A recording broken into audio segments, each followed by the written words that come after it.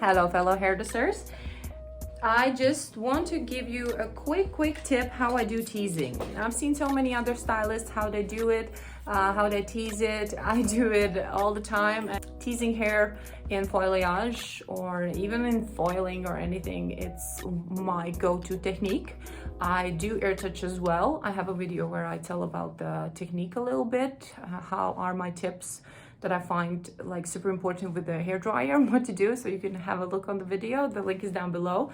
But this is about teasing. So these are a couple of tips what I like to do and what helps me to get a better result.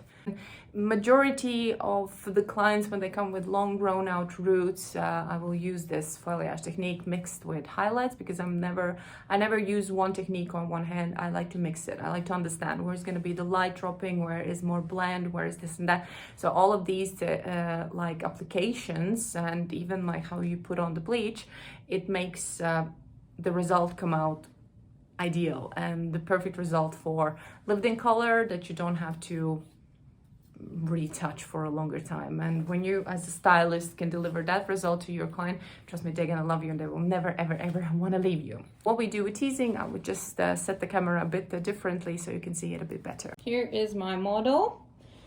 With teasing, it is very important to understand, as a good old way, is where you want the light to start.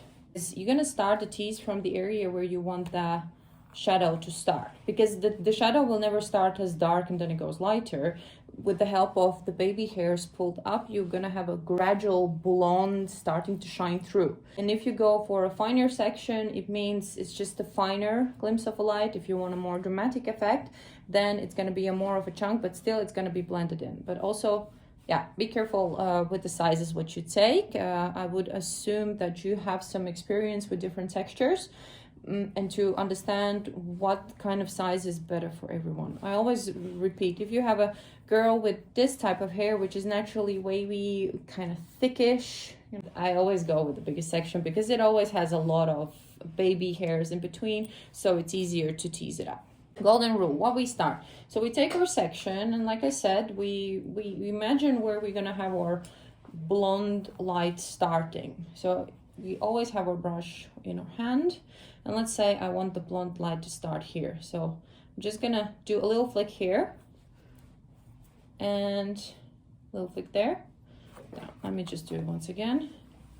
And sometimes when I'm gonna do a bigger tease, I will just hold it with my thumb. That's true, but I still keep it wide. I don't keep it in a point. Yeah, I don't go in a point, but I go wide, because when you keep it wider, it's easier to tease it up. And brush it from the underneath part, because the baby hair you will pull up. You start brushing from underneath, take the thumb, go in. So I want the shadow more blonde on the ends. Shadow start popping here and teasing up again. And you can just slide it outwards. This will also help you to drag out the baby hairs and then just secure it in place. And you can use your brush. Yeah? And when you're gonna brush it out, you will go for them underneath. Also, it's good if you're gonna apply a base color or a like in-between color. It will help you with getting, like, erasing out old highlights and stuff. If you're just gonna tease it in this way, yeah, you can't get your color in there. And also, if you just tease it that way, look at the gap you have here from the root.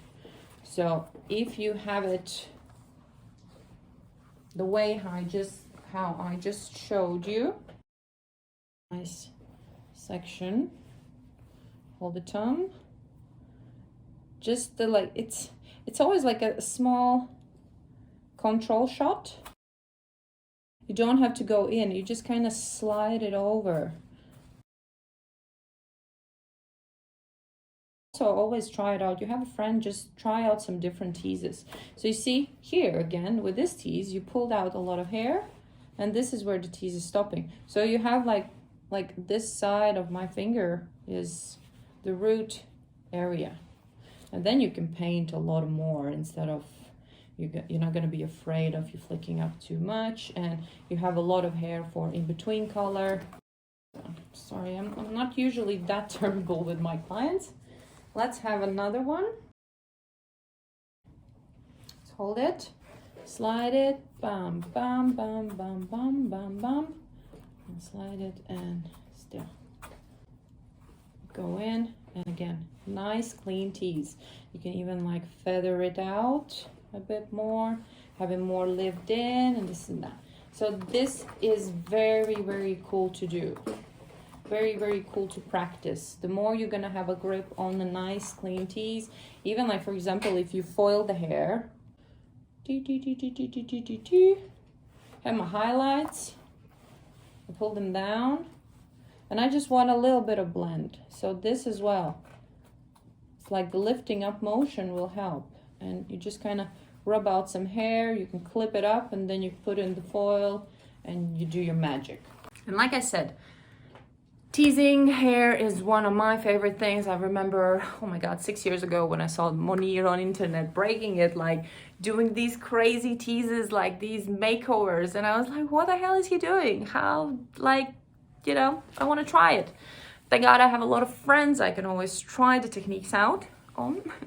And step by step, I have narrowed it down, like in what areas I like to do. I like to mix match with air touch. It depends on the blonde, how bright I want to be, because I still think on how the light starts in the root area, because that is super, super important with the result. Yeah, something, it has to be very gradual and everything. As I said, teasy, lights, foliage, big chunk tease is perfect if you want to do like a quick application for a lived-in result. It will create a smooth blend and everything. It's perfect if you have a good root grow out. I wouldn't advise if the like the root is like that and you have some old highlights and you want to blend them in. No, then I would definitely go for air touch. But teasy lights, yeah, if you want to sparkle up my hair with something like that, then yeah, because with the air touch the downside is it takes hell of a lot of a time to applicate, and if you have mastered to tease the hair fast and do it, it's much faster application than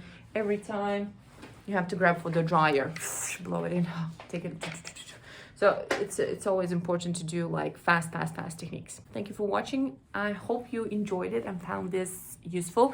If you have any questions, I am like a hair guru, helping all the hair besties out there to think a bit smarter instead of like overthinking, be dragged with the information other hairstylists are giving, because you know, expectations versus reality. Techniques can work, but what actually works in real life? Yeah. Okay, thank you for watching and ciao.